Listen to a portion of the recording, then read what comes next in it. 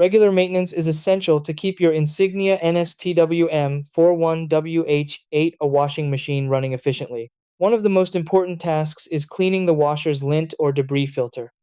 During every wash cycle, tiny fibers, detergent residue, and small particles are captured by the filter to prevent them from circulating back onto your clothes or clogging internal components. If the filter becomes blocked, you may notice reduced cleaning performance or slow drainage. Fortunately, cleaning it is a quick process that helps extend the life of your washing machine and keeps your laundry fresh. Try these. Step 1.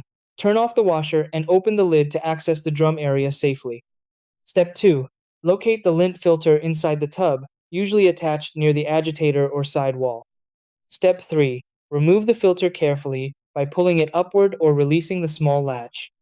Step 4. Rinse the filter under warm running water and remove lint, hair, and detergent buildup using a soft brush if needed. Step 5. Reinstall the clean filter firmly back into place. Close the lid and run a quick rinse cycle to ensure normal operation.